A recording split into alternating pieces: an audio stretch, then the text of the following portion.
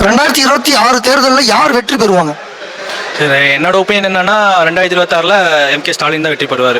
எதனாலன்னா இப்போ நிறைய திட்டங்களை பண்ணிட்டு இருக்காரு. ஆக்சுவலாக ஸ்டூடெண்ட்ஸ்க்குன்னு பார்த்தீங்கன்னா லேப்டாப் கொடுக்குறதுலேருந்து 4 முதல் ஸ்கீமு, ஸ்கூலை முடிச்சுட்டு அடுத்து காலேஜுக்கு எந்த லெவல் எப்படி போகணும், ஸோ ஒரு கைடன்ஸ் கொடுக்குறாங்க. 4 முதல் திட்டத்தில் ஒரு கைடன்ஸ் கொடுக்குறாங்க. அதனால் அடுத்த ஸ்டேஜ் அவங்க வந்து படிக்க போகிறாங்க, காலேஜுக்கு போகிறாங்க. காலேஜுக்கு போனதுக்கப்புறம் அடுத்து அதுலேருந்தே வந்து பிளேஸ்மெண்ட்டுன்னு சொல்லிட்டு கொண்டு வந்து ஸோ அவங்களை கரெக்டாக வழி நடத்தி கொண்டு போயிட்டு அவங்களோட லைஃப்பையும் கொண்டு போகிறாங்க, ஒரு ஸ்டேட்டோட படிப்பையும் வந்து மேலே கொண்டு போகிறாங்க.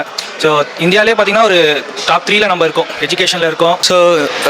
ஸோ ஸ்டூடெண்ட் படிக்க ஆரம்பிச்சிட்டாங்கன்னா நாட்டோட வளர்ச்சி நல்லாயிருக்கும். அதே போல் பார்த்தீங்கன்னா ஜிடிபியும் வளரும்.